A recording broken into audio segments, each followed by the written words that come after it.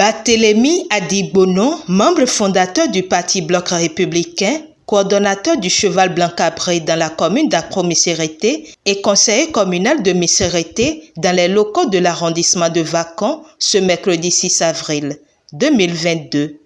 Il faut gagner. Il faut gagner. Bonjour maman, il faut gagner.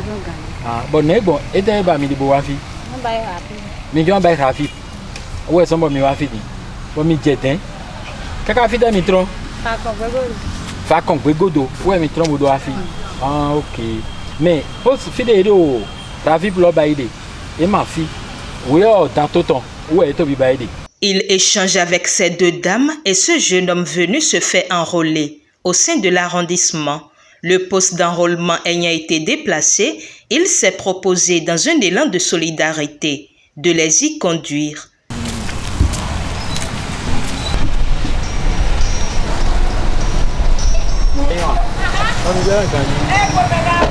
Complexe scolaire de Danto, l'élu communal les amène à destination pour l'enrôlement. Sa descente inopinée dans ce poste s'inscrit dans le cadre du constat du bon déroulement de l'opération d'enrôlement au RAVIP et celle ayant trait à l'inscription sur le fichier duquel sera extrait la liste électorale informatisée, et ceci pour être en phase avec la note circulaire numéro 22-01 du secrétaire général national du Parti Bloc républicain, le ministre d'État Abdoulaye Biot-Tchane.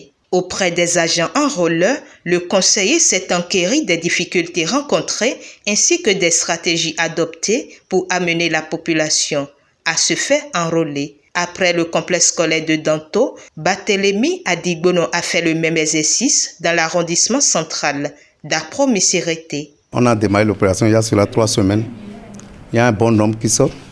Il y a beaucoup. Les pétitionnaires sont là. On les reçoit et puis le travail se fait correctement.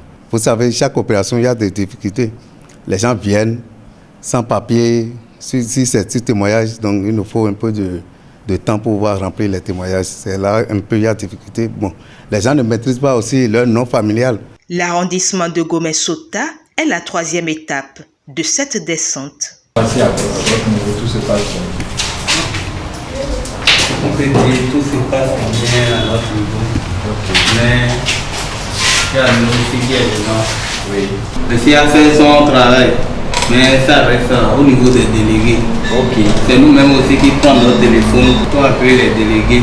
Ils viennent ici me voir et on les explique l'importance de la vie et l'importance de l'IA. Parlant des difficultés, la population n'a pas la bonne information. Donc, c'est-à-dire quand les Gongonais passent l'information dans les villages, donc ils ne passent pas les bonnes informations. Donc les gens ne savent pas qu'on fait la LEI. Ils pensent que c'est plutôt le RAVIP, mais ce n'est pas le cas. Il faut passer par le RAVIP pour faire la LEI. Donc ceux qui n'ont pas fait le RAVIP font le RAVIP et font la LEI par la suite. Donc on a plus les enfants qui sortent au lieu des adultes qui ont la possibilité de voter. Donc les enfants sortent beaucoup plus. Donc il faudrait passer l'information aux adultes pour qu'ils savent que là, il faut venir vers nous pour faire plutôt la LEI et pas seulement le RAVIP. Les agents enrôleurs installés dans l'arrondissement de Katagon et celui de Zungbomé ont également reçu la visite du coordonnateur communal du Bloc républicain qui s'est entretenu avec eux sur les 2 opérations. Au terme de son périple, il fait cas du constat dans les 5 arrondissements sillonnés. Suite à l'appel de notre secrétaire général national du Parti Bloc républicain, son Excellence Abdoulaye Biot-Tchane, nous avons demandé à nos militants et à nos militantes de sortir pour aller se faire enrôler aux 2 opérations, à savoir le RAVIP, ensuite la LEI. Bon, donc il serait quand même de bon ton qu'après quelques semaines, nous descendions sur le terrain pour voir si effectivement nos militants et nos militantes sortent, si les populations sortent en général et comment cette opération-là se déroule. Cette descente inopinée m'a conduit dans les 5 arrondissements de ma commune, la commune d'Accro-Missérété. D'abord, j'ai constaté que les opérations se déroulent bien, mais il y a quand même assez de difficultés. Et comme difficulté, nous avons constaté d'abord que beaucoup de personnes ont perdu leur récépissé RAVIP. Or, sans le récépissé RAVIP, il n'y a pas de LEI. Et nous avons également constaté que ces personnes qui ont perdu leur récépissé RAVIP ils ont besoin de duplicata avant de se faire enrôler.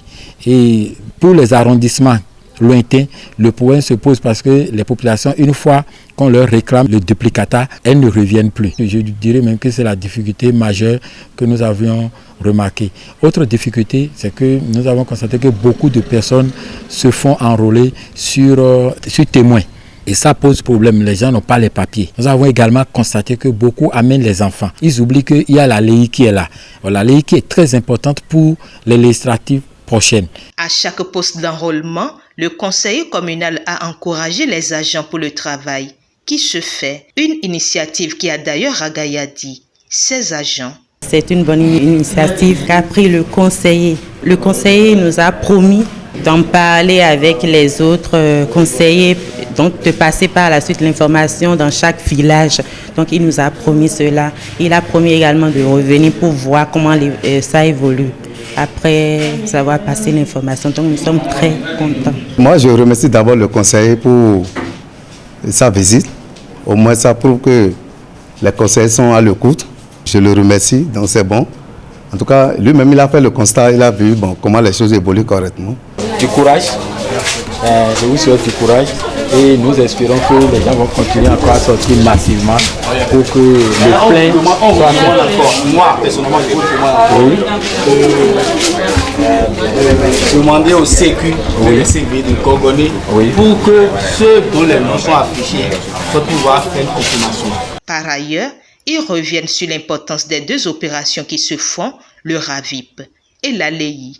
En ce qui concerne la LEI, qui est la liste électorale informatisée, ça consiste plutôt à confirmer les centres de vote, le lieu de vote, à permettre également à la population qui vient d'avoir 18 ans ou qui auront 18 ans à partir du 23 janvier, donc 18 ans révolus, leur donner l'opportunité de voter également. Donc, déjà, ils doivent aller vérifier leur nom affiché au niveau des centres de vote. Ensuite, venir à l'arrondissement ou bien sur le lieu de la LEI pour confirmer ces informations. Également, s'il y a des erreurs qui sont affichées par rapport au nom, de venir également faire la correction. On leur donne également l'opportunité de le faire. S'il y a des noms qui ne sont pas affichés, de venir également pour confirmer cela. Par rapport au RAVIP également, ceux qui n'avaient pas fait le RAVIP doivent faire le RAVIP avant de faire la LEI. Donc sans faire le RAVIP, vous ne pouvez pas faire la LEI. Nous allons demander à la population de continuer à sortir, parce que dans cette opération de RAVIP d'abord, il y a beaucoup d'intérêt pour ces populations. Lorsque une personne se fait enrôler au RAVIP, c'est beaucoup de bénéfices par la suite. Ne serait-ce que la CIP qui remplace aujourd'hui la carte d'identité, et avec la CIP, tout ce que ces populations peuvent faire avec la CIP, c'est énorme. Nous avons rencontré des femmes qui ont témoigné qu'avec la CIP aujourd'hui, elles prennent de l'argent dans les microcrédits. Cela est très important et je profite même de cette occasion pour remercier et féliciter le chef de l'État, son Excellence Patrice Talon, qui a eu cette clairvoyance de sortir ce papier-là. Vraiment, c'est important et cela règle beaucoup de problèmes pour les populations. L'élu communal a donc pris des engagements. J'ai quand même pris l'engagement, surtout auprès des agents enrôleurs, de se rapprocher de l'autorité communale pour qu'ensemble on voit avec la NIP qu'est-ce qu'on peut faire pour que ces duplicata-là, cela se délivre plus facilement aux populations. Puisque au niveau de notre commune, il y a un seul endroit où les populations peuvent aller prendre les duplicata, alors que nous avons 5 arrondissements. Si la NIP pouvait multiplier et ces postes-là, ça serait intéressant, ça permettrait de se rapprocher des populations. Nous, les élus, nous avons le devoir de demander aux crieurs publics de sensibiliser davantage les populations pour qu'elles sortent massivement pour aller se faire enrôler. Ce que je vais également dire, c'est d'encourager toutes les autorités, tous les sommités de ce pays pour que ce travail qu'ils sont en train de faire, que cela puisse continuer